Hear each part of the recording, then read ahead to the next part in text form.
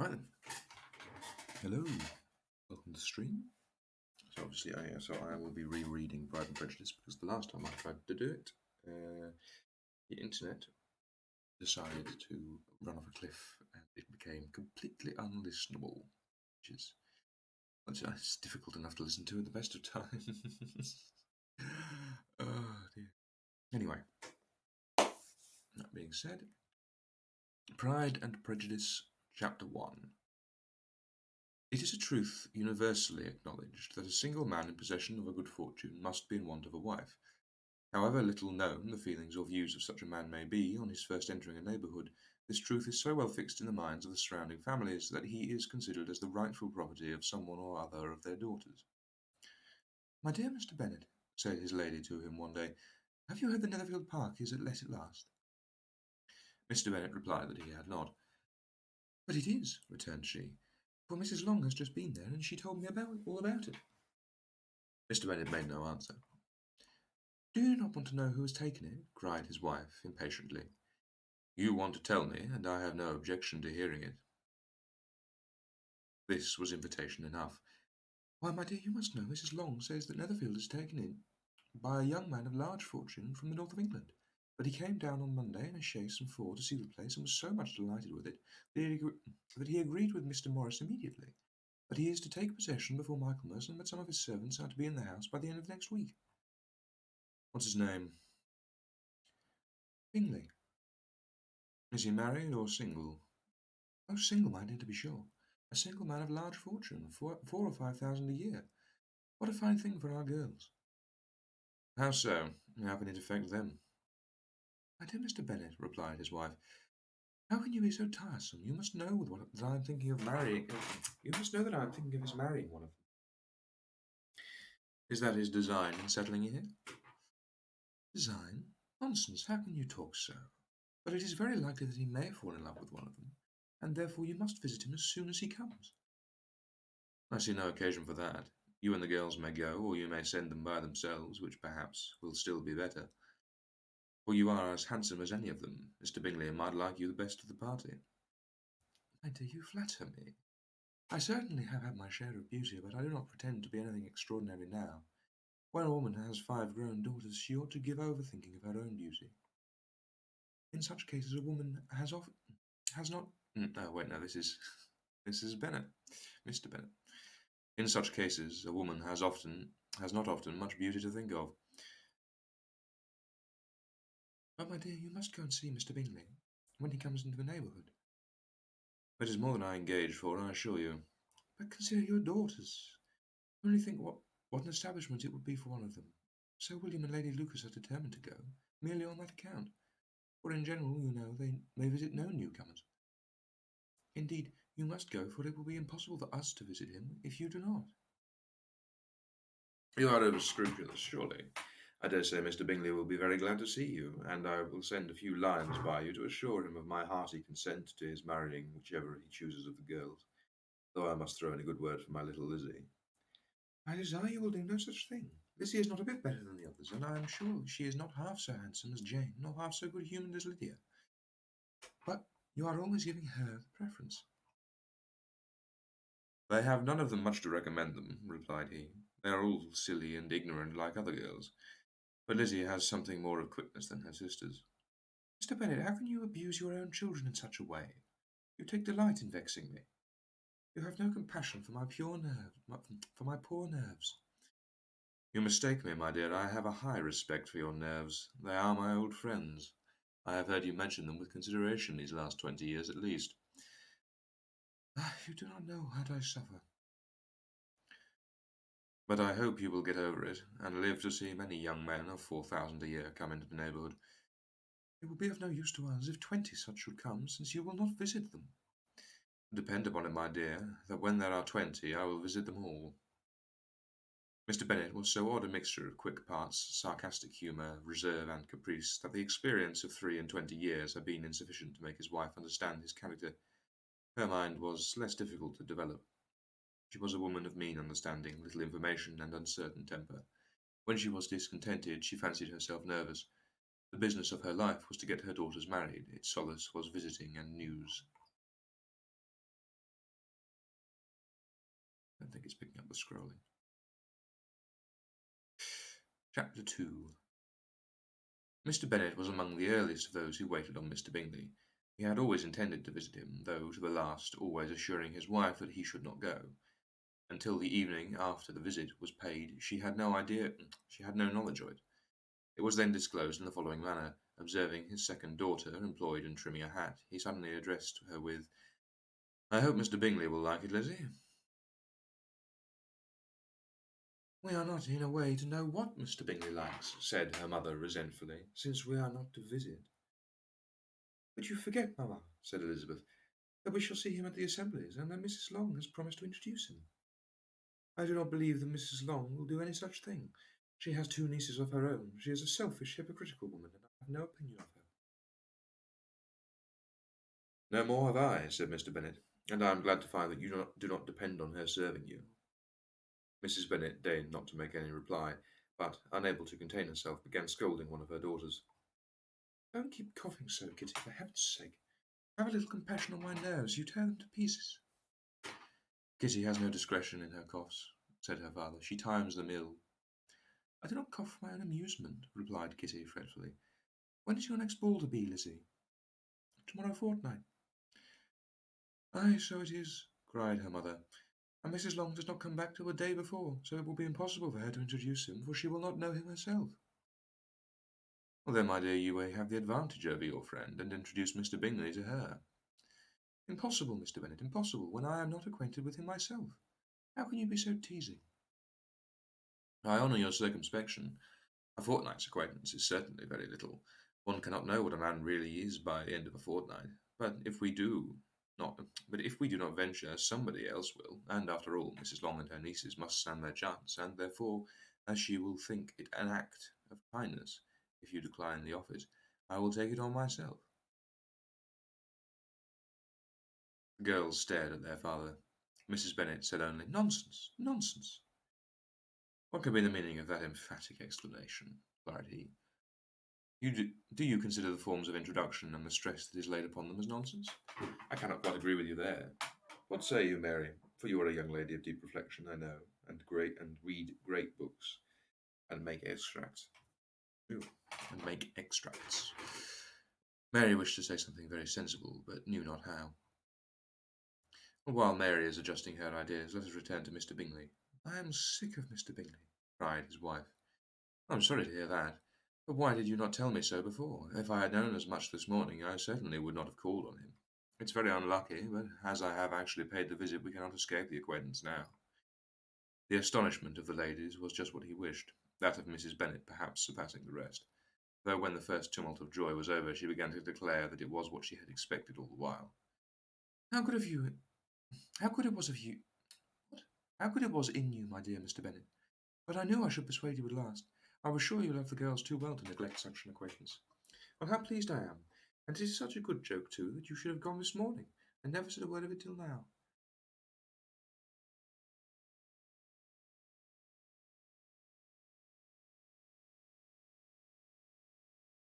"Now, Kitty, you may cough as much as you choose," said Mr. Bennet, and as he spoke he left the room, fatigued with the raptures of his wife. "What an excellent father you have, girls," said she, when the door was shut. "I do not know how you will ever make him amends for this kindness, or me either, for that matter. At our time of life it is not so pleasant, I can tell you, to be making new acquaintances every day. But for your sakes we would do anything. Lydia, my love, though you are the youngest, I dare say Mr. Bingley will dance with you at the next ball." "Oh," said Lydia stoutly, "I am not afraid, for though I am the youngest, I am the tallest." The rest of the evening was spent in conjecturing how soon he would return Mr. Bennet's visit, and determining when they should ask him to dinner.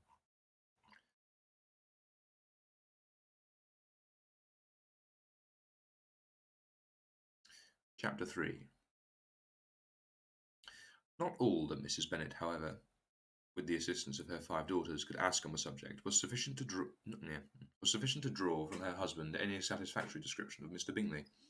They attacked him in various ways, with barefaced questions, ingenious suppositions, and distant surmises, but he eluded the skill of them all, and they were at last obliged to accept the second-hand intelligence of their neighbour, Lady Lucas.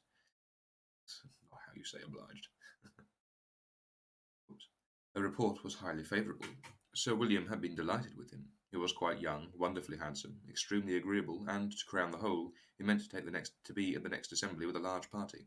Nothing could be more delightful. To be fond of dancing was a certain step towards falling in love, and very lively hopes of Mr. Bingley's heart were entertained. "If I can but see one of my daughters happily settled at Netherfield," said Mrs. Bennet to her husband, "and all the others equally well married, I shall have nothing to wish for." In a few days Mr. Bingley returned Mr. Bennet's visit, and sat about 10 minutes with him in his library. He had entertained hopes of being admitted to a sight of the young ladies, of whose beauty he had heard much, but he only saw the father. The ladies were somewhat more fortunate, for they had the advantage of ascertaining from an upper window that he wore a blue coat and rode a black horse. An invitation to dinner was soon afterwards dispatched, and already had Mrs. Bennet planned the courses which were to do credit to her housekeeping, when an answer arrived which deferred it all. Mr. Bingley was obliged to be in town in the following day, and consequently unable to accept the honour of their invitation, etc. Mrs. Bennet was quite disconcerted. She could not imagine what business he could have in town so soon after his arrival in Hertfordshire, and she began to fear that he might always be flying about from one place to another, and never settled at Netherfield as he ought to be. Lady Lucas quieted her fears by starting the idea of his being sorry, there's an illustration. I had to scroll down. Of his being gone to London only to get a large party for the ball, and a report soon followed that Mr. Bingley was to bring 12 ladies and 7 gentlemen with him to the assembly. The girls grieved over such a number of ladies, but were comforted the day before the ball by hearing that instead of 12 he had brought only 6 with him from London, his 5 sisters and a cousin. And when the party entered the assembly room, it consisted of only 5 altogether: Mr. Bingley, his 2 sisters, the husband of the eldest, and another young man. Mr. Bingley was good-looking and gentlemanlike. He had a pleasant countenance and easy, unaffected manners. His sisters were fine women with an air of decided fashion. His brother-in-law, Mr. Hurst, merely looked the gentleman, but his friend, Mr. Darcy, soon drew the attention of the room by his fine, tall person, handsome features, noble mien, and the report which was in general circulation within 5 minutes after his entrance, of his having 10,000 a year. The gentleman pronounced him to be a fine figure of a man. The ladies declared that he was much handsomer than Mr. Bingley, and he was looked at with great admiration for about half the evening, till his manners gave a disgust which turned the tide of his popularity. For he was discovered to be proud, to be above his company, and to be above pleasing. And not all of his large estate in Derbyshire could save him from having a most forbidding, disagreeable countenance, and being unworthy to be compared with his friend. Mr. Bingley had soon made himself acquainted with all the principal people in the room. He was lively and unreserved, danced every dance, was angry that the ball closed so early, and talked of giving one himself at Netherfield. Such amiable qualities must speak for themselves. What a contrast between him and his friend! Mr. Darcy danced only once with Mrs. Hurst and once with Miss Bingley, declining being introduced to any other lady, and spent the rest of the evening in walking about the room, speaking occasionally to one of his own party. His character was decided. He was the proudest, most disagreeable man in the world, and everybody hoped that he would never come there again. Amongst the most violent against him was Mrs. Bennet, whose dislike of his general behaviour was sharpened with particular resentment by his having slighted one of her daughters.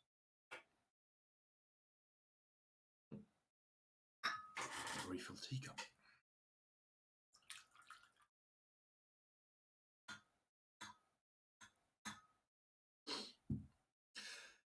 Elizabeth Bennet had been obliged, by the scarcity of gentlemen, to sit down for 2 dances, and during part of that time Mr. Darcy had been standing near enough for her to overhear a conversation between him and Mr. Bingley, who came from the dance for a few minutes to press his friend to join it.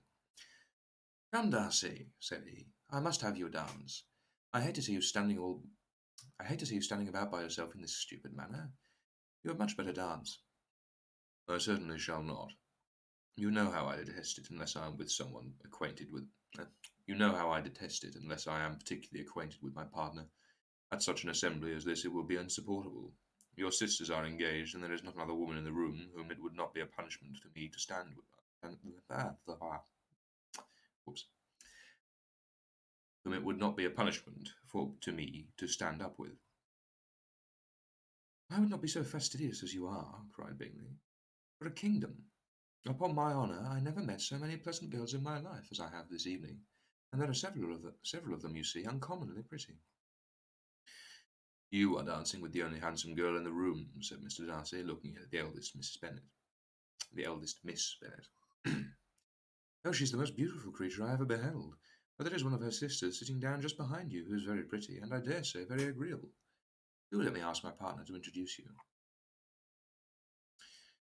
Which do you mean? And turning round, he looked for a moment at Elizabeth, till, catching her eye, he withdrew his own and said coldly, She is tolerable, but not handsome enough to tempt me, and I am in no humour at present to give consequence to young ladies who are slighted by other men. You had better return to your partner and enjoy her smiles, for you are wasting your time with me. Mr. Bingley followed his advice. Mr. Darcy walked off, and Elizabeth remained with no very cordial feelings towards him. She told the story, however, with great spirit among her friends, for she had a lively, playful disposition, which delighted in anything ridiculous. The evening altogether passed off pleasantly to the whole family. Mrs. Bennet had seen her eldest daughter much admired by the Netherfield party. Mr. Bingley had danced with her twice, and she had been distinguished by his sisters. Jane was much gratified by this, as her mother was as much gratified by this as her mother could be, though in a quieter way. Elizabeth felt Jane's pleasure. Mary had heard herself mentioned to Miss Bingley as the most accomplished girl in the neighbourhood, and Catherine and Lydia had been fortunate enough to never be without partners, which was all that they had yet learnt to care for at a ball. They returned, therefore, in good spirits to Longbourn, the village where they lived, and of which they were the principal inhabitants. They found Mr. Bennet still up with a book. He was regardless of the time, and on the present occasion he had a good deal of curiosity as to the events of an evening which had raised such splendid expectations. He had rather hoped that all his wife's views on the stranger would be disappointed, but he soon found that he had a very different story to hear. Oh, my dear Mr. Bennet, as she entered the room, we have had a most delightful evening, a most excellent ball. I wish you had been there. Jane was so admired, nothing could be like it. Everybody said how well she looked, and Mr. Bingley thought her quite beautiful and danced with her twice. Only think of that, my dear. He actually danced with her twice, and she was the only creature in the room that he asked a second time. First of all, he asked Miss Lucas. I was so vexed to see him standing up with her, but, however, he did not admire her at all. Indeed, nobody can, you know. And he seemed quite struck with Jane as she was going down to the dance. So he inquired who she was and got introduced and asked her for the next two. Then the 2/3 he danced with Miss King, and the 2/4 with Maria Lucas, and the 2/5 with Jane again, and the 2/6 with Lizzie, and the Boulanger. And asked her for the two next. So I'm assuming that's a kind of dance rather than.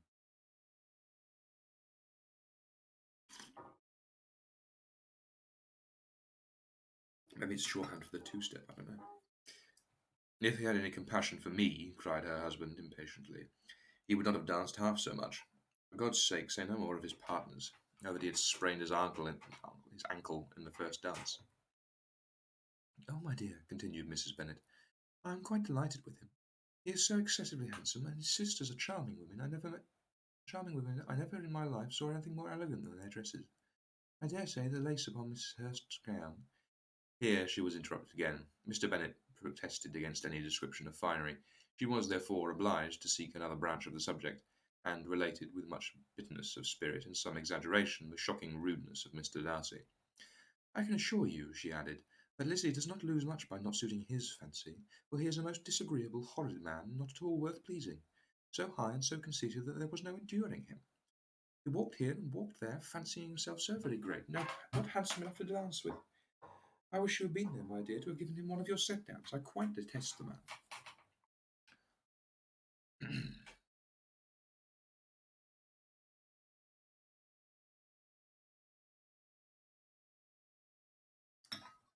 When Jane and Elizabeth were alone, the former, who had been cautious in her praise of Mr. Bingley before, expressed to her sister how very much she admired him.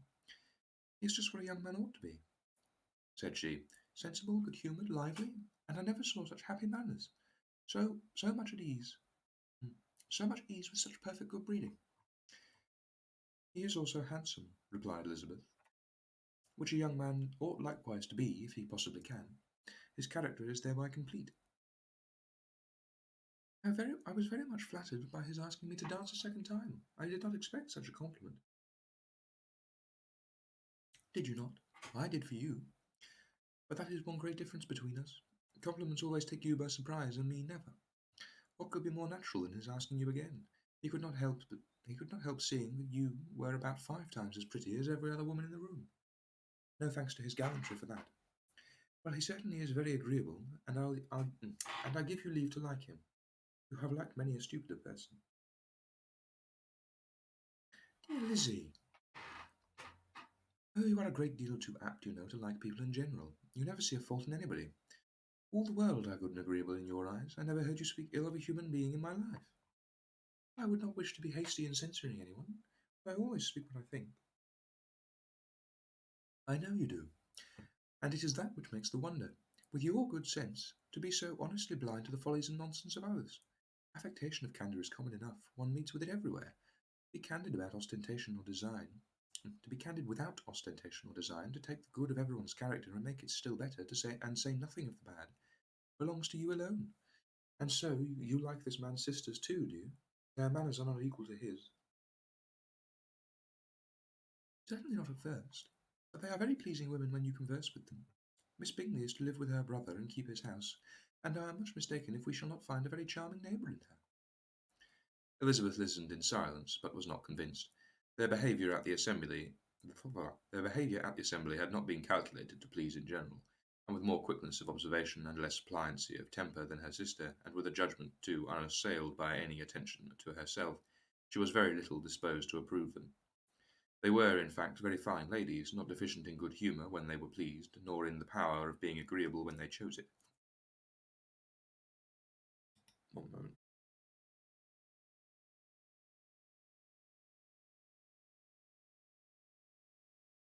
Ooh, sorry about that. But proud and conceited. They were rather handsome, had been educated in one of the first private seminaries in town, had a fortune of £20,000, were in the habit of spending more than they ought, and associating with people of rank, and were, therefore, in every respect entitled to think well of themselves and meanly of others. They were of a respectable family in the north of England, a circumstance more deeply impressed on their memories than that of their brother's fortune, and their own, that more deeply impressed on their memories than that their brother's fortune and their own had been acquired by trade. Mr. Bingley inherited property to the amount of nearly £100,000 from his father, who had intended to purchase an estate but did not live to do it. Mr. Bingley intended it likewise, and sometimes made choice of his county.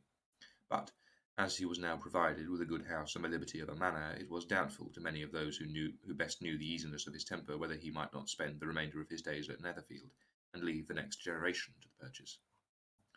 His sisters were very anxious for his having an estate of his own, but though he was now established only as a tenant. Yeah, that's what it says.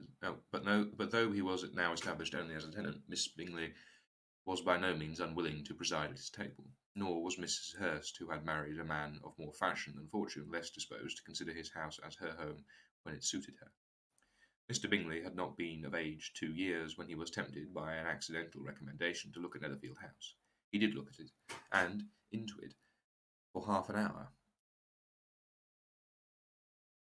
He did look at it, and into it for half an hour, was pleased with the situation and the principal rooms, satisfied with what the owner said in its praise, and took it immediately.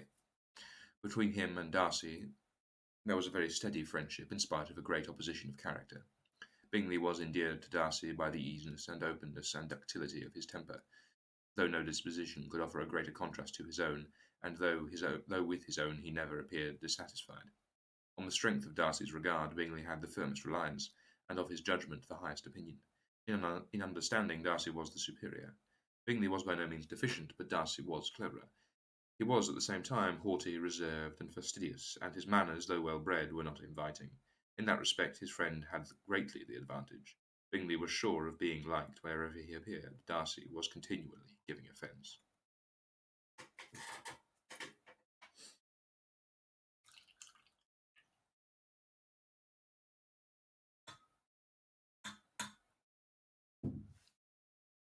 The manner in which they spoke of the Meryton assembly was sufficiently characteristic.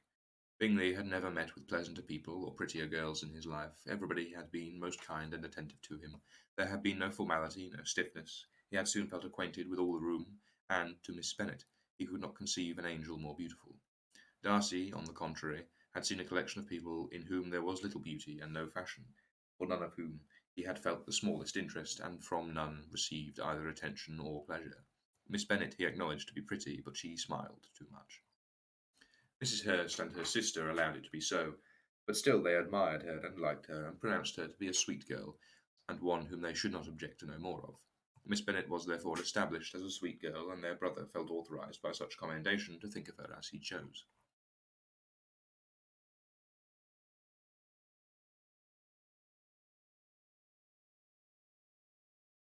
Chapter 5.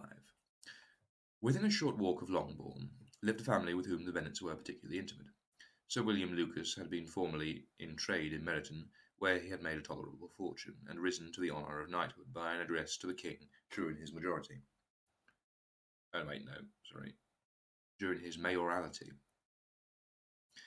The distinction had, perhaps, been felt too strongly. It had given him a disgust to his business and to his residence in the small market town, and quitting them both, he had removed with his family to a house about a mile from Meryton, denominated from that period Lucas Lodge, where he could think with pleasure on his own importance, and, unshackled by business, occupy himself solely with being civil to all the world. For, though related by his rank, it did not render him supercilious. On the contrary, he was all attention to everybody. By nature inoffensive, friendly, and obliging, his presentation at St. James's had made him courteous. Lady Lucas was a very good kind of woman, not too clever to be a valuable neighbour to Miss Bennet. Terrible. Lady Lucas was a very good kind of woman, not too clever to be a valuable neighbour to Mrs. Bennet. They had several children. The eldest of them, a sensible, intelligent young woman about 27, was Elizabeth's intimate friend. That the Miss Lucases and the Miss Bennets should meet to talk over a ball was absolutely necessary, and the morning after the assembly brought the former to Longbourn to hear and to communicate. "You began the evening well, Charlotte," said Mrs. Bennet, with a civil self-command to Miss Lucas. "You were Mr. Bingley's first choice." "Yes, but he seemed to like his second better." "Oh, you mean Jane, I suppose, because he danced with her twice." "To be sure, that did seem as if he admired her. Indeed, I rather believe he did. I heard something about it, but I hardly know what. Something about Mr. Robinson." "Perhaps you mean what I overheard between him and Mr. Robinson. Did not I mention it to you? Mr. Robinson asking him how he liked our Meryton assemblies, and whether he did not think that there were a great many pretty women in the room, and which he thought was the prettiest, and his answering immediately to the last question, 'Oh, the eldest Miss Bennet, beyond a doubt. There cannot be two opinions on the point.'" "Upon my word, well, that was very decided indeed. That does seem as if. But, however, it may all come to nothing, you know." "My overhearings were more to the purpose than yours, Eliza," said Charlotte. "Mr. Darcy is not so well worth listening to as his friend, is he? Or Eliza to be only just tolerable. I beg you will not put it into Lizzie's head to be vexed by his ill treatment, for he is such a disagreeable man that it would be quite a misfortune to be liked by him. Mrs. Long told me last night that he sat close to her for half an hour without once opening his lips." "Are you quite sure, ma'am?" "Is not there a little mistake?" said Jane. "I certainly saw Mr. Darcy speaking to her." "Aye, because she asked him at last how he liked Netherfield, and he could not help answering her, but she said he seemed very angry to be spoken to." "Miss Bingley told me," said Jane, "that he never speaks much unless among his intimate acquaintance. With them he is remarkably agreeable." "I do not believe a word of it, my dear. If he had been so very agreeable, he would have talked to Mrs. Long. But I can guess how it was. Everybody says that he is eat up with pride, and I dare say he had heard, somehow, that Mrs. Long does not keep a carriage, and had to come to the ball in a hack chaise." "I do not mind his not talking to Mrs. Long," said Miss Lucas. "But I wish he had danced with Eliza." "Another time, Lizzie," said her mother. "I would not dance with him if I were you." "I believe, ma'am, I may safely promise you never to dance with him." "His pride," said Miss Lucas, "does not offend me so much as pride often does, because there is an excuse for it.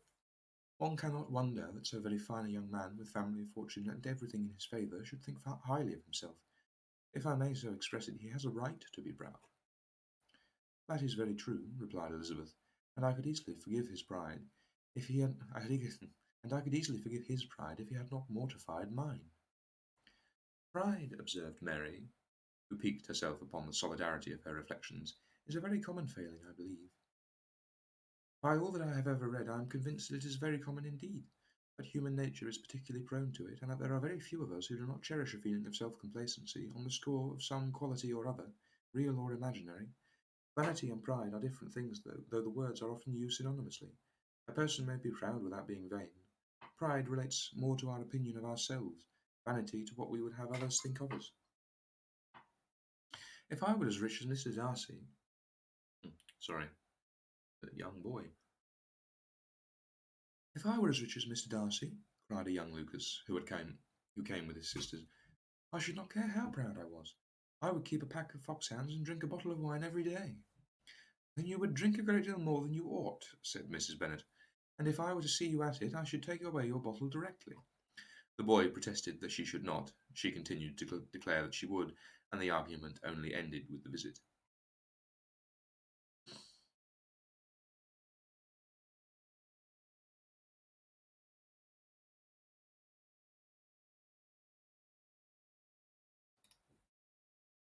The ladies of Longbourn soon waited on those of Netherfield. The visit was returned in due form. Miss Bennet's pleasing manners grew on the good will of Mrs. Hurst and Miss Bingley, and though the mother was found to be intolerable, and the younger sisters were not worth speaking to, a wish of being better acquainted with them was expressed towards the two eldest. By Jane this attention was received with the greatest pleasure, but Elizabeth saw superciliousness in their treatment of everyone, hardly excepting even her sister, and could not like them. Though their kindness to Jane, such as it was, had a value, as arising in all probability from the influence of their brother's admiration, it was generally evident whenever they met that he did admire her, and to her it was equally evident that Jane was yielding to the preference which she had begun to entertain for him from the first, and was, in a way, to be very much in love. But she considered with pleasure that it was not likely to be discovered by the world in general, since Jane united great strength of feeling with a composure of temper and a uniform cheerfulness of manner which would guard her from the suspicions of the impertinent. She mentioned this to her friend, Miss Lucas. It may perhaps be pleasant, replied Charlotte, to be able to impose on the public in such a case, but it is sometimes a disadvantage to be so very guarded.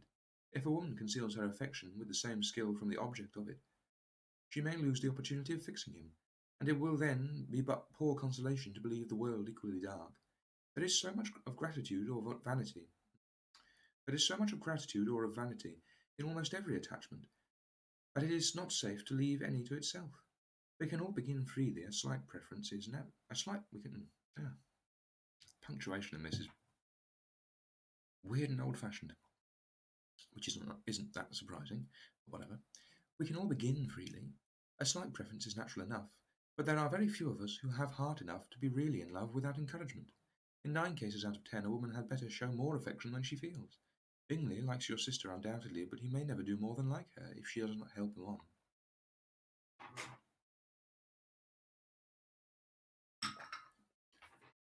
But she does help him on, as much as her nature will allow.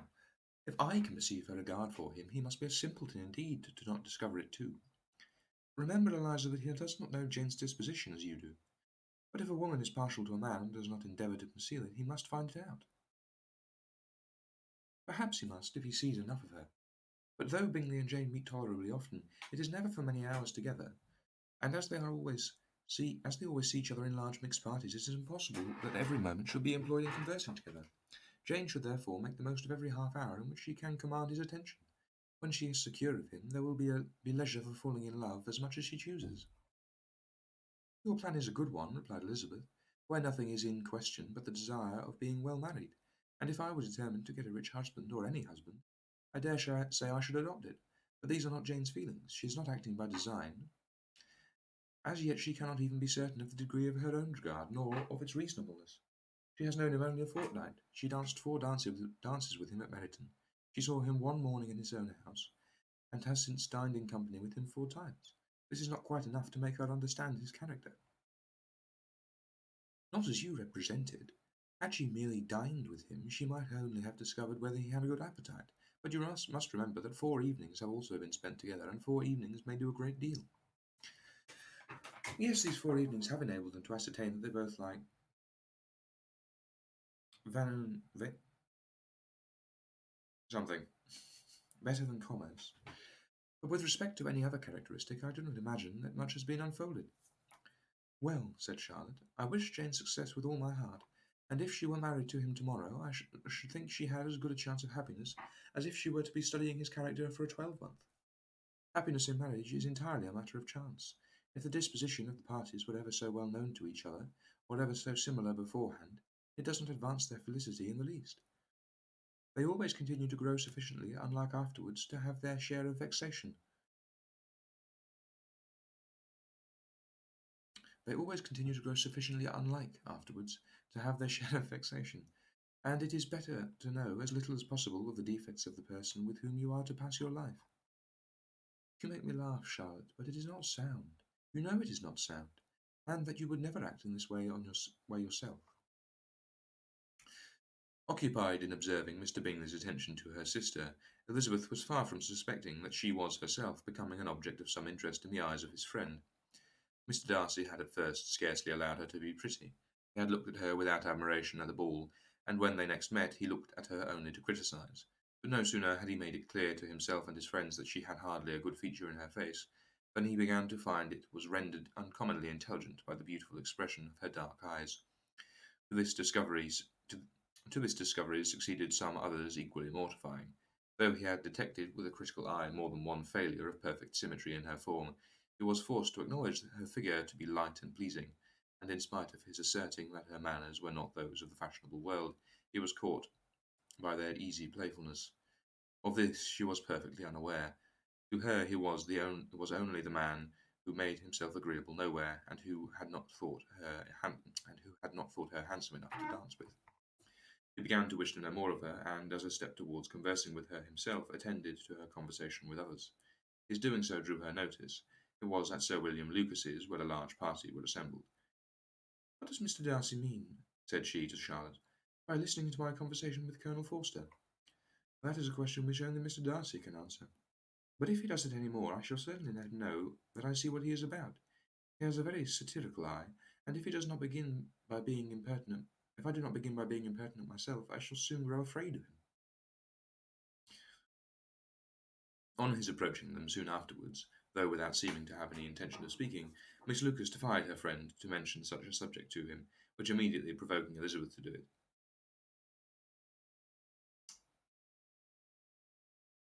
Miss Lucas defied her friend to mention such a subject to him, which immediately provoking Elizabeth to do it. She turned to him and said, "Do you not think, Mr. Darcy, that I expressed myself uncommonly well just now when I was teasing Colonel Forster to give us a ball at Meryton?" "With great energy, but it is a subject which always makes a lady energetic." "You are severe on us. It will be her turn soon to be teased," said Miss Lucas. "I am going to open the instrument now, Eliza, and you know what follows."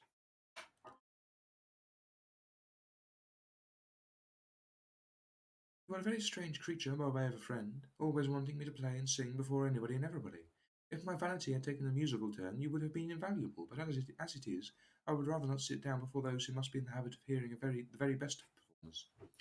On Miss Lucas's persevering, however, she added, "Very well, if it must be so, it must." And gravely glancing at Mr. Darcy, "There is a very fine old saying which everybody here is of course familiar with. Keep your breath to cool your porridge, and I shall keep mine to swell in song." Her performance was pleasing, though by no means capital. After a song or two, and before she could reply to the entreaties of several that she would sing again, she was eagerly succeeded at the instrument by her sister Mary, who, having, in consequence of being the only plain one in the family, worked hard for knowledge and accomplishments, was always impatient for display. Ah, comma in the wrong place in this version. Her sister Mary, who, having in consequence of being the only plain one in the family, worked hard for knowledge and accomplishments, was always impatient for display. There we go. Mary had neither genius nor taste, and though vanity had given her application, it had given her likewise a pedantic and conceited air. No, a pedantic air and conceited manner, which would have injured a higher degree of excellence than she had reached. Elizabeth, easy and unaffected, had been listened to with much more pleasure, though not playing half so well, and Mary, at the end of a long concerto, was glad to purchase praise by gratitude of Scotch was glad to purchase gratitude by Scotch and Irish airs at the request of her younger sisters, who, with some of the Lucases and two or three cousins, joined eagerly in dancing at one end of the room. Mr. Darcy stood near them in silent indignation at such a mode of passing the evening, to the exclusion of all conversation, and was too much engrossed by his own thoughts to perceive that Sir William Lucas was his neighbour, till Sir William thus began: "What a charming amusement for young people this is, Mr. Darcy! There is nothing like dancing, after all. I consider it as one of the first refinements of polished societies." Oh, I want to sneeze. Oh, fine. Dear. Certainly, sir, it has the advantage, and it also has the advantage of being in vogue amongst the less polished societies of the world. Every savage can dance. Sir William only smiled. "Your friend performs delightfully," he continued after a pause, on seeing Bingley join the group, "and I doubt not that you are an adept in the science yourself, Mr. Darcy. You saw me dance at Meryton, I believe, sir?" "Yes, indeed, and I received no inconsiderable pleasure from the sight. Do you often dance at St. James's?" "Never, sir." "Do you not think it would be a proper compliment to the place?" "It is a compliment which I never pay to any place if I can avoid it." "You have a house in town, I conclude?" Mr. Darcy bowed. "I once had some thoughts of fixing in town myself, for I am fond of superior society, but I did not feel quite certain that the air of London would agree with Lady Lucas." He paused in hopes of an answer, but his companion was not disposed to make any, and Elizabeth at that instant moving between them, he was struck with the notion of doing a very gallant thing, and called out to her: "My dear Miss Eliza, why are you not dancing? Mr. Darcy, you must allow me to present this young lady to you as a very desirable partner. You cannot refuse to dance, I am sure, when so much beauty is before you." And, taking her hand, he would have given it to Mr. Darcy, who, though extremely surprised, was not unwilling to receive it, when she drew back and said with some discomposure to Sir William: "Indeed, sir, I have not the least intention of dancing. I entreat you not to suppose that I moved this way in order to beg for a partner." Mr. Darcy, with grave propriety, requested to be allowed the honour of her hand, but in vain. Elizabeth was determined, nor did Sir William at all shake her purpose by his attempt at persuasion. You excel so much in the dance, Miss Eliza, that it is cruel to deny me the happiness of seeing you. And though this gentleman dislikes the amusement in general, he can have no objection, I'm sure, to oblige us for 1/2 hour." "Mr. Darcy is all politeness," said Elizabeth, smiling. "He is indeed, but considering the inducement, my dear Miss Eliza, we cannot wonder at his complaisance. For who would object to such a partner?" Elizabeth looked archly and turned away. Her resistance had not injured her with the gentleman, and he was thinking of her with some complacency, when thus accosted by Miss Bingley. "I can guess the subject of your reverie." "I should imagine not." "You are considering how insupportable it would be to pass many evenings in this manner, in such society, and indeed I am quite of your opinion. I was never more annoyed. The insipidity, and yet the noise, the nothingness. The insipidity, and yet the noise, the nothingness, and yet the self-importance of all these people. What I would give to hear your strictures on them." "Your conjecture is totally wrong, I assure you. My mind was more agreeably engaged. I have been meditating on the very great pleasure which a pair of fine eyes in the face of a pretty woman can bestow." Miss Bingley immediately fixed her eyes on his face, and desired he would tell her what lady had the credit of inspiring such reflections. Mr. Darcy replied with great intrepidity: "Miss Elizabeth Bennet." "Miss Elizabeth Bennet!" replied Miss Bingley. "I am all astonishment. How long has she been such a favourite? And pray when am I to wish you joy?" "That is exactly the question which I expected you to ask. A lady's imagination is very rapid. It jumps from admiration to love, from love to matrimony, in a moment. I knew you would be wishing me joy." "Nay, if you are so serious about it, I shall consider the matter as absolutely settled. You will have a charming mother-in-law indeed, and of course she will always be at Pemberley with you." He listened to her with perfect indifference, while she chose to entertain herself in this manner, and as his composure convinced her that all was safe, her wit flowed along. the end of chapter 5. I am just going to go and make another pot of tea. I'll be back shortly.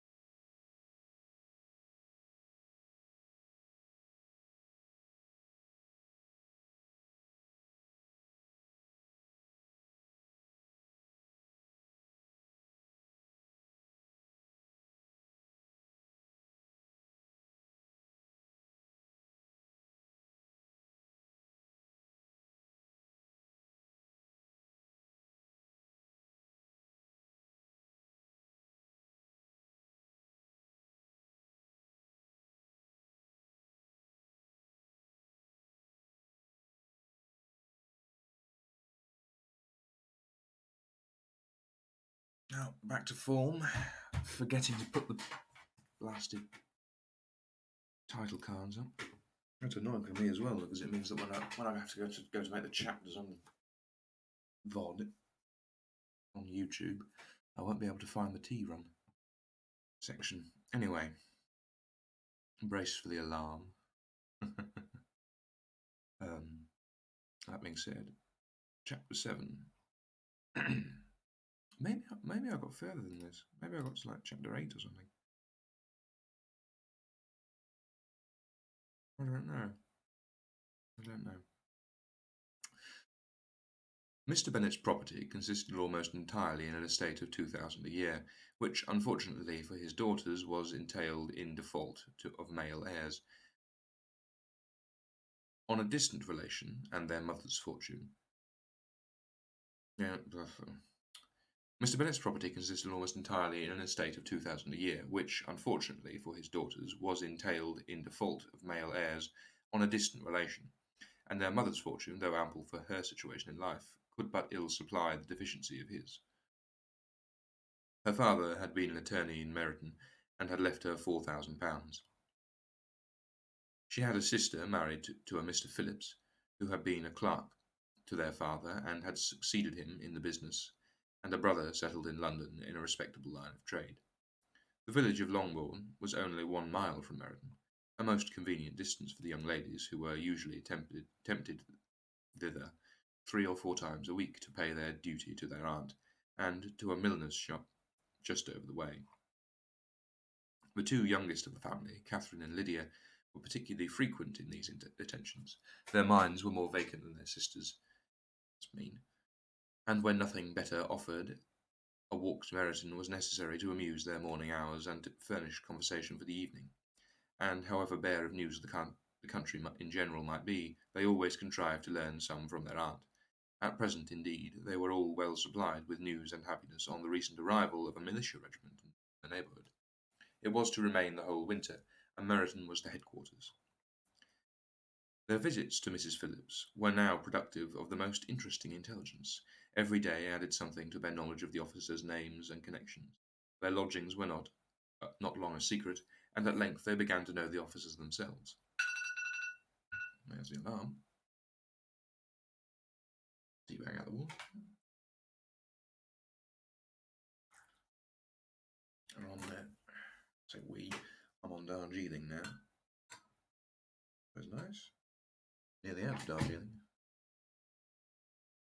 Down to the last bag. Mr. Phillips visited them all, and this opened to his nieces a source of felicity unknown before. They could talk of nothing but officers, and Mr. Bingley's large fortune, the mention of which gave animation to their mother, was worthless in their eyes when opposed to the regimentals of an ensign. After listening one morning to their effusions on the subject, Mr. Bennet coolly observed, "From all that I can collect by your manner of talking, you must be 2 of the silliest girls in the country. I have suspected it some time, but I am now convinced." Catherine was disconcerted and made no answer, but Lydia, with perfect indifference, continued to express her admiration of Captain Carter, and her hope of seeing him in the course of the day, as he was going the next morning to London. "I am astonished, my dear," said Mrs. Bennet, "that you should be so ready to think your own children silly. If I wish to think slightingly of anyone's children, it should not be of my own, however. If my children are silly, I must hope to be always sensible of it." "Yes, but as it happens, they are all of them very clever." "This is the only point, I flatter myself, on which we do not agree. I had hoped that our sentiments coincided in every particular, but I must so far differ from you as to think that our 2 youngest daughters are uncommonly foolish." "My dear Mr. Bennet, you must not expect such girls to have the sense of their father and mother. When they get to our age, I dare say they will not think about officers any more than we do. I remember the time when I liked a red coat myself very well, and indeed I do still at my heart, and if a smart young colonel with 5 or 6,000 a year should want one of my girls, I shall not say nay to him. And I thought Colonel Forster looked very becoming the other night at Sir Williams in his regimentals." "Mamma," cried Lydia, my aunt says that Colonel Forster and Captain Carter do not go so often to Miss Watson's as they did when they first came. She sees them now very often standing in Clark's library." Mrs. Bennet was prevented replying by the entrance of a footman with a note for Miss Bennet. It came from Netherfield, and the servant waited for an answer. Mrs. Bennet's eyes sparkled with pleasure, and she was eagerly calling out while her daughter read. Well, Jane, who is it from? What's it about? What does he say? Well, Jane, make haste and tell us. Make haste, my love. It is from Miss Bingley, said Jane, then read it aloud. My dear friend, if you are not so compassionate as to dine today with Louisa and me, we shall be in danger of hating each other for the rest of our lives, and for a whole day's tete-a-tete between two women. If you are not so compassionate as to dine today with Louisa and me, we shall be in danger of hating each other for the rest of our lives, for a whole day's tete-a-tete between two women can never end without a quarrel. Come as soon as you can on the receipt of this. My brother and the gentleman are to dine with the officers. Yours ever, Caroline Bingley. With the officers, cried Lydia. I wonder my aunt did not tell us of that. Dining out, said Mrs. Bennet. That is very unlucky. Can I have the carriage? Said Jane. No, my dear, you had better go on horseback, because it seems likely to rain, and then you must stay all night. That would be a good scheme, said Elizabeth. But if you were sure that they would not offer, But if you were sure that they would not offer to send her home. Who would the gentlemen have Mr. Bingley's chaise to go to Meryton, and the Hursts have no horses to theirs? I had much rather go in the coach.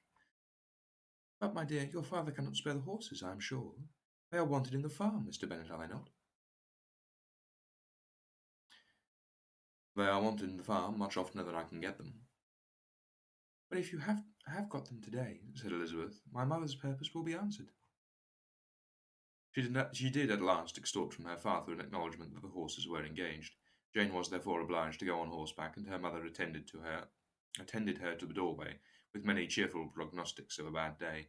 Her hopes were answered. Jane had not been gone long before it rained hard. Her sisters were uneasy for her, but her mother was delighted. The rain continued the whole evening without intermission. Jane certainly could not come back.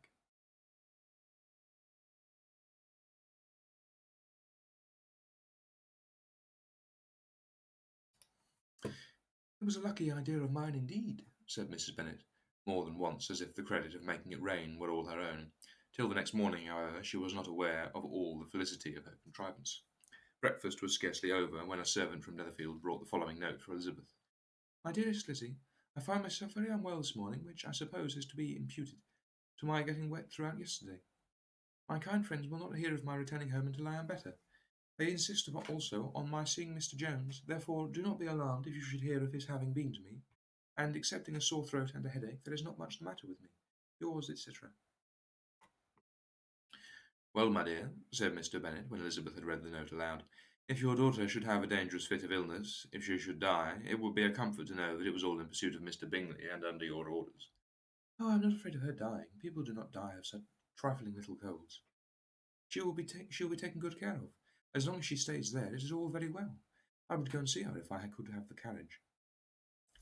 Elizabeth, feeling really anxious, determined to go to her, though the carriage was not to be had, and as she was no horsewoman, walking was her only alternative. She declared her resolution. How can you be so silly, cried her mother, as to think of such a thing, in all this dirt? You will not be fit to be seen when you get there. I shall be very fit to see Jane, which is all I want. Is this a hint to me, Lizzie, said her father, to send for the horses? No, indeed, I do not wish to avoid the walk. The distance is nothing. When one has motive, only 3 miles. I shall be back by dinner. I admire the activity of your benevolence, observed Mary, but every impulse of feeling should be guided by reason, and in my opinion, exertion should always be in proportion to what is required. We will go as far as Meryton with you, said Catherine and Lydia. Elizabeth accepted their company, and the 3 young ladies set off together. If we make haste, said Lydia, as they walked along, perhaps we may see something of Captain Carter before he goes. In Meryton they parted. The 2 youngest repaired to the lodgings of one of the officers' wives, and Elizabeth continued her walk alone, crossing field after field at a quick pace, jumping over stiles and springing over puddles with impatient activity, and finding herself at last within view of the house, with weary ankles dirty stockings, and a face glowing with the warmth of exercise. It appears the spelling of the word ankle has changed in the last 130 odd years, because it's spelled with a C in this. I'm fairly certain that it's supposed to be spelled with a K now. She was shown into the breakfast parlour, where all but Jane were assembled, and where her appearance created a great deal of surprise. That she should have walked 3 miles so early in the day in such dirty weather and by herself was almost incredible to Mrs. Hurst and Miss Bingley, and Elizabeth was conceived that they held her in contempt for it. Convinced that they held her in contempt for it. I can read, I promise. She was received, however, very politely by them, and in their brother's manners there was something better than politeness. There was good humour and kindness. Mr. Darcy said very little, and Mr. Hurst nothing at all. The former was divided between admiration of the brilliancy which exercise had given to her complexion, and doubt as to the occasions justifying her coming so far alone. The latter was thinking only of his breakfast.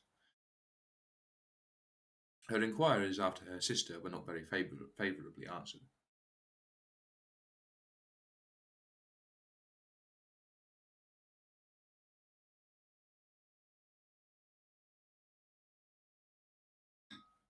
That should help.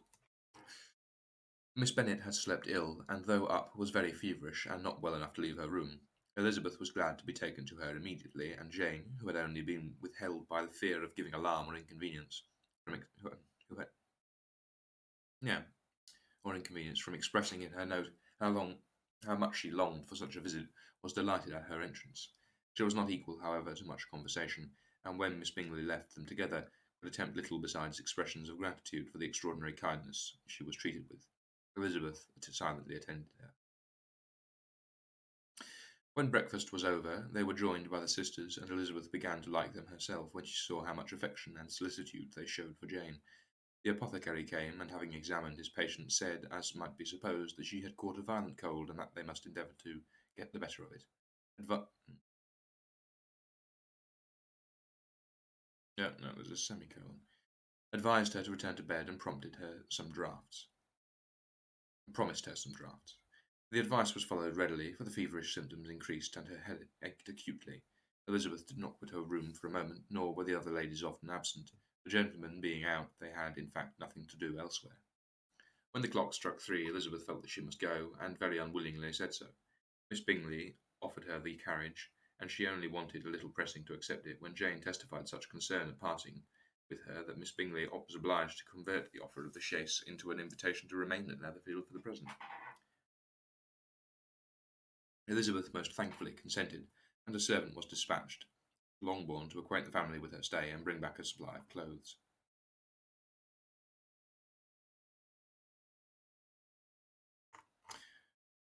Well, I think that is going to be the end of the reading.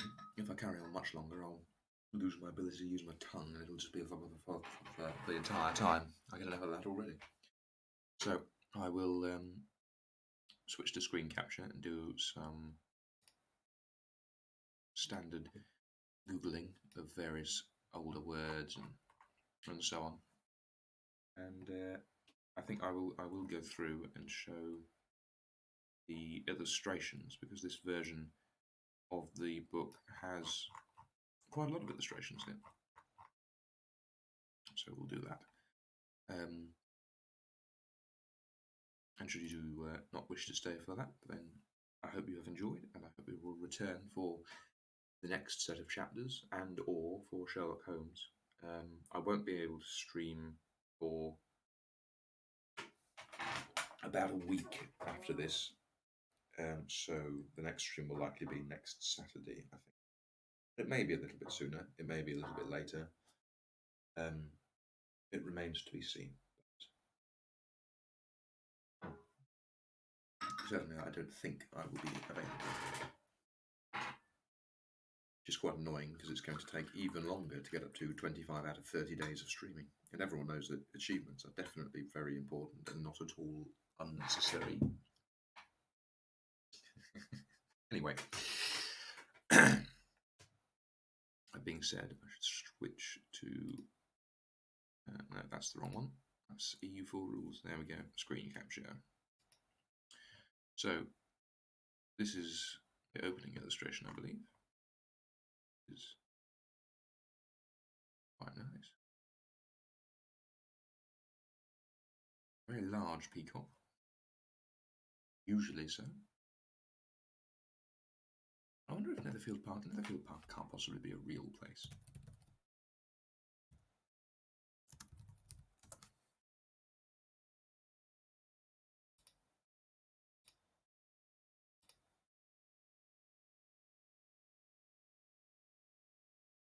No, it's not real. Oh well. And then we've got, that's Mr. Bingley coming down, I believe.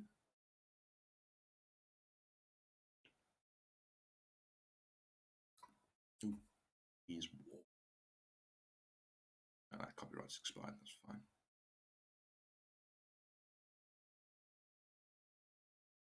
Chase and Fall.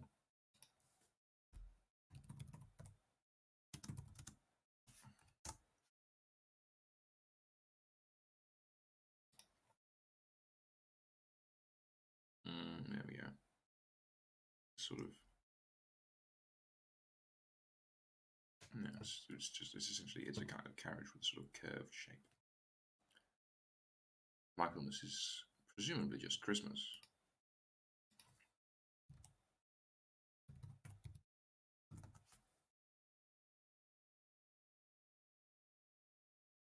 That? No, it isn't. It's on the 29th of September and the 8th of November in the Eastern Christmas.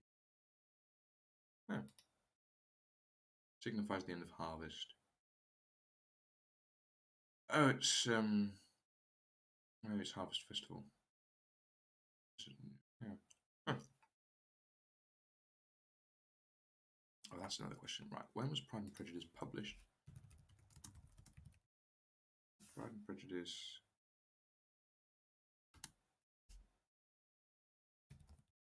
Published.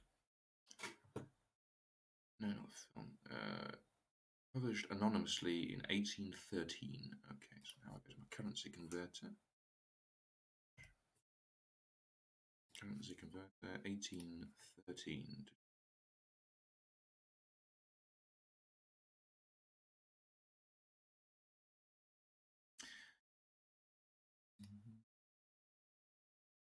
Incidentally, on a completely unrelated note, I would highly recommend checking out a YouTube channel called Jazz Emu. Very good music. Very, very funny as well. Right, 4 or 5,000 a year. Well, let's go with 4. It's under. That's, yeah, that's a lot of money for not doing anything. It's 380 horses. 26,000 is like the lifetime's wage of a skilled tradesman. Yeah. I believe that Mr. Darcy was 10,000 a year, which is considerably more.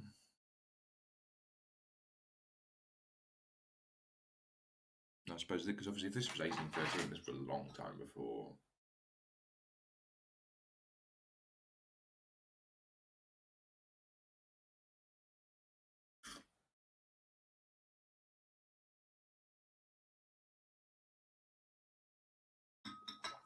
It was a long time before women would be able to just have a profession. So concerning yourself with the wealth of your husband was probably it would have been actually important rather than mercenary, which it would kind of seem now. Anyway.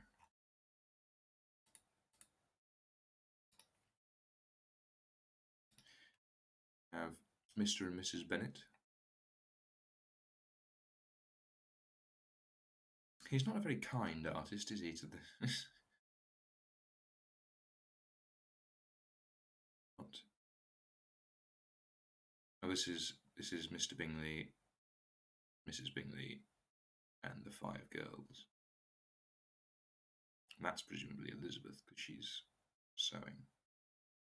Or what was it? Was it embroidery? I think it was embroidery.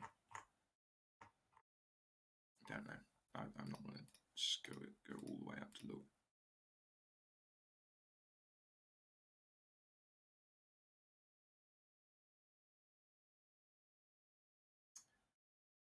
Spin its nerves. Dreadful thing.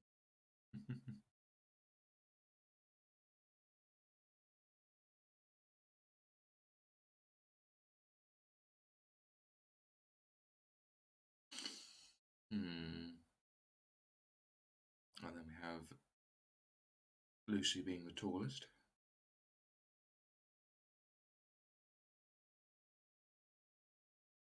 Mr. Bingley riding his black horse in his blue coat.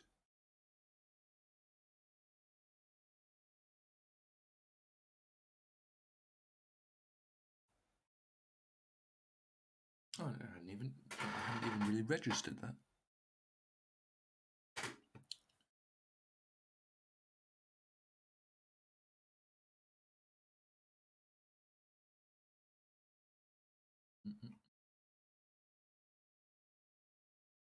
God. So this is, yes, I have to imagine one of those two is Mr. Darcy. And one of them is Mr. Hurst, and that's probably Mr. Bingley. Mrs. Hurst and Miss Bingley. Yeah, them nice enough faces. There's still George Allen. So it's interesting. These pictures were drawn around the same time the Sherlock books were coming out, whereas the book itself is significantly older.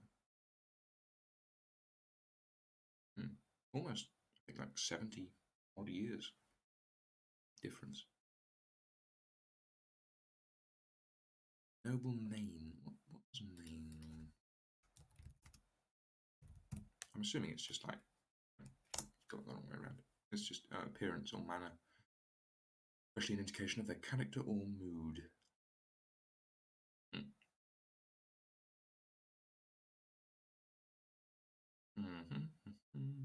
I don't know what I should do. I should have which app open so that I can see the comments if there are any. There we go. If there's anything you want to ask about, suggest. Or even go in for the old, the sort of honest trailers style, getting me to say something absurd if you really want to. Although Arthur Conan Doyle does that on his own with Watson's constant ejaculations.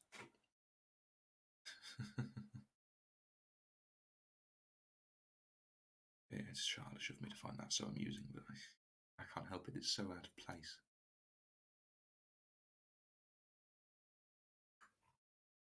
And there we have Mr. Darcy spurning Elizabeth.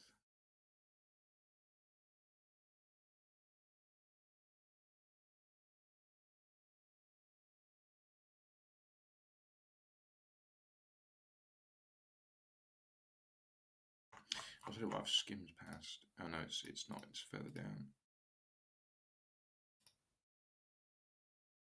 This is it, the 2 and... Is 2 next?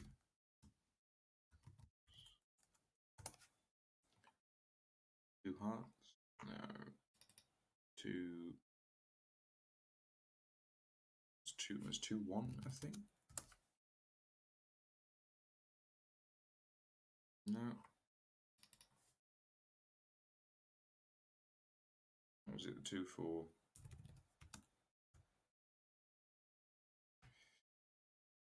Oh, I bet that's what it is. I bet that's exactly what it is. I bet it's the time signatures of the music.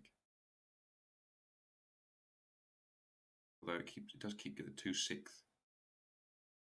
No. Okay, so the 2/3, not 2/4. Or 2/4. The third set of 2 English country dances. Okay. So it's a set of 2. Okay, I get it. That's why, actually, it says later on that Jane had 4 dances with Mr. Bingley American, because it's 2 sets of 4. But he danced with her twice, but each time they did 2 dances. makes sense. And then of course the boulanger. Have I even spelled that right? I have. Oh, it's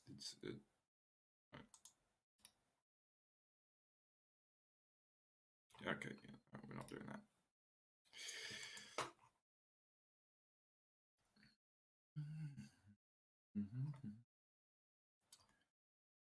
See.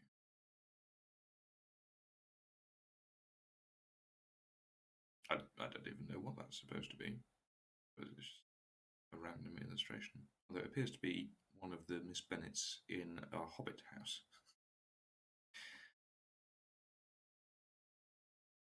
That one, that's someone gardening, it looks like. No, wait, no. Look like they're in pyjamas. Unless that's just like that. Yeah, no, that is gardening. That's definitely gardening. It's like a bucket hat thing.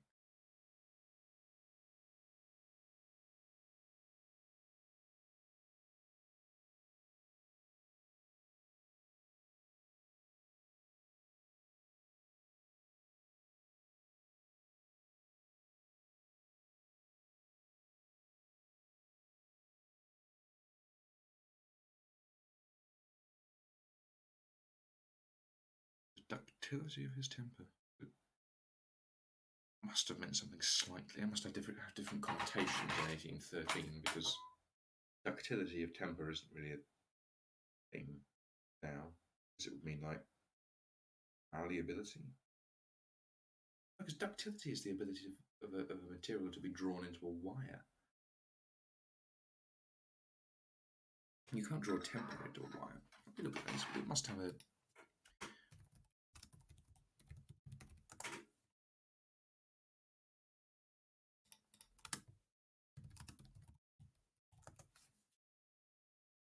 Capability of being easily led or influenced. Yeah.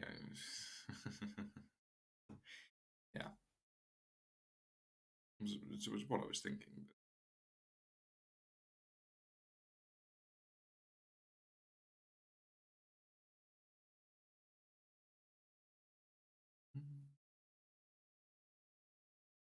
And,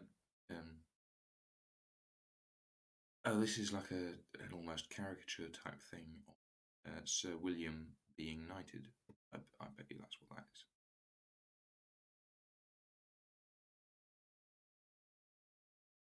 Because that's what this next chapter. It's literally this bit that comes after it is about that.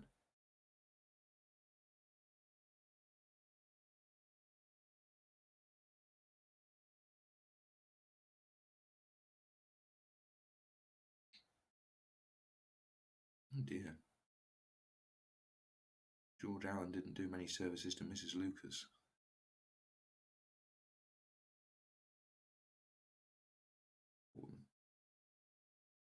Not she, I mean, she's a fictional character, but still, you know. What's a hack chaise?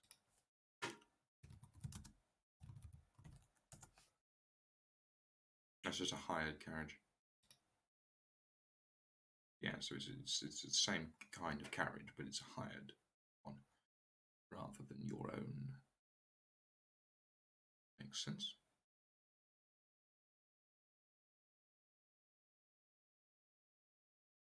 And then we get this is quite an amusing illustration. There's a little boy drinking his wine and having his pack of foxhounds.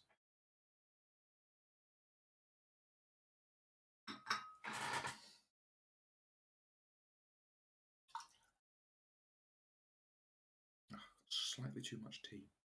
Dreadful. Dreadful. I'll have to top it up in a moment. And then you've got. What on earth is that? Are they mounted fox heads with crossed swords or something? They're not swords, are they? I don't know what on earth that's supposed to be.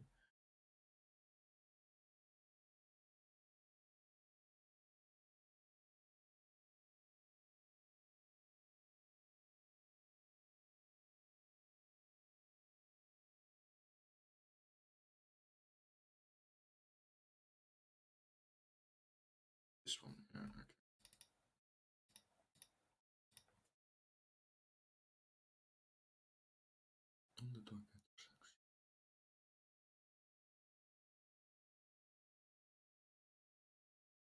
I don't think.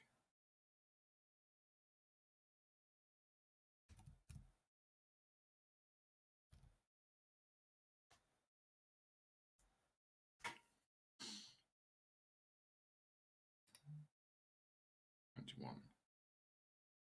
I thought I recognised it. I barely remember anything from A level. I mean, I'm English, so not knowing other languages is basically our entire theme.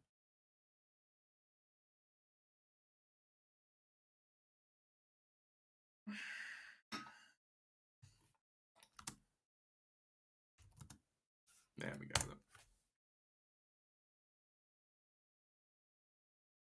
And one. So it's like blackjack. Unless it's like poker. Okay, so they're card games. This is a very handy website, it seems. I think that's the second time it's cropped up. Mm-hmm.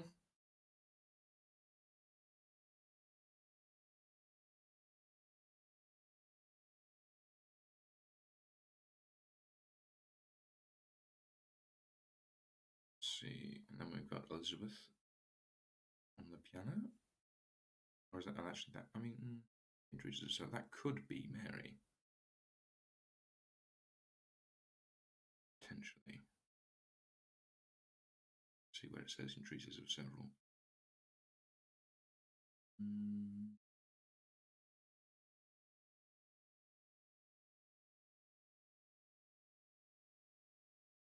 Oh, no, yeah, no. Or she could reply to the entreaties of several. Yeah. But it was Elizabeth. I'm surprised that he didn't draw Mary in the background of that picture somewhere.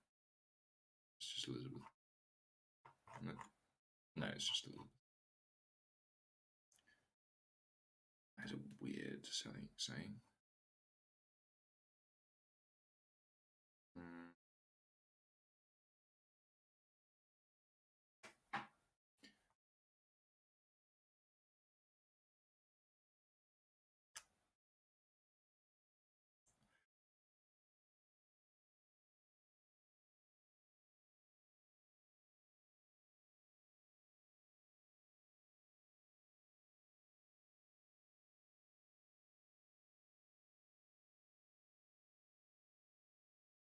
A note arriving for Jane. That's presumably Jane, and then that's Mrs. Bennet. And that's nameless servant.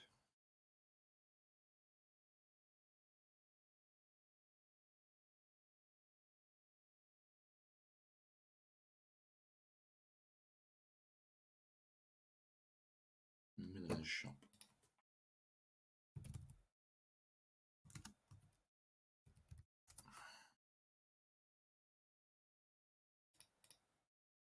It's a hat selling women's shops.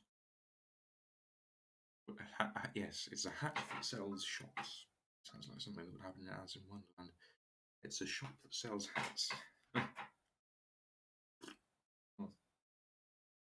Not, in fact, a hat that sells shops. Ah, dear.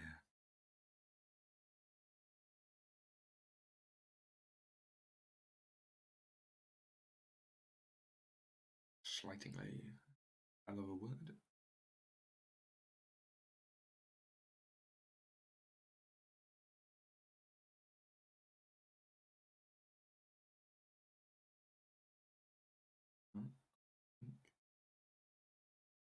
It's just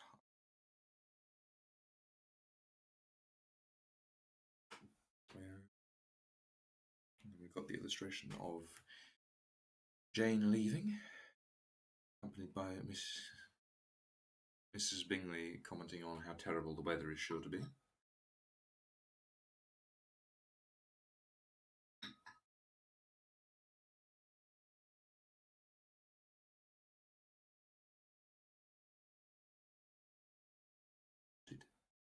Is that imputed or inputted?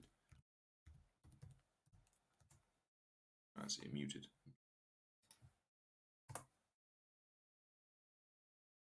Inputted. Oh, yeah, there's inputted. Huh.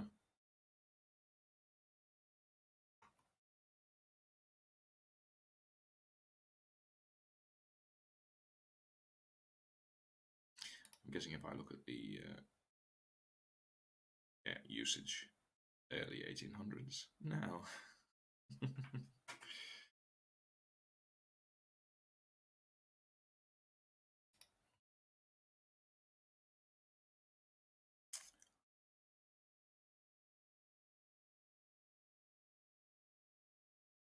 I wonder if I put in ankles with that spelling,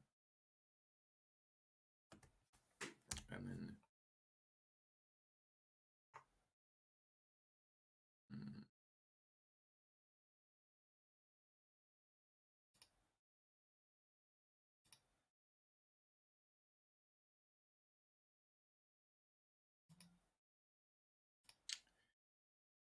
I was hoping it would come up with a Google definition thing so I could see the usage of it.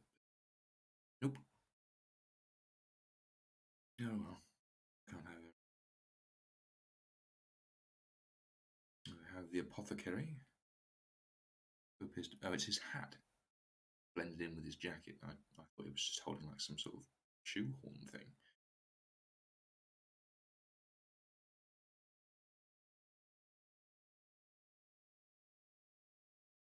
And then we've got, this is no doubt related to the next chapter. So that's your next time in Pride and Prejudice. On Pride and Prejudice. In, really. Right. That being the last dregs of tea in there. There we go. Right. So that marks the end of the stream. I don't have a shortcut to switch back to the main screen. So let's do. There we go. So,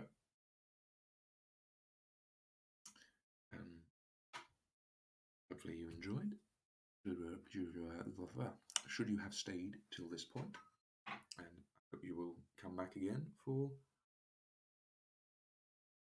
the rest of the book. It's I don't know how long.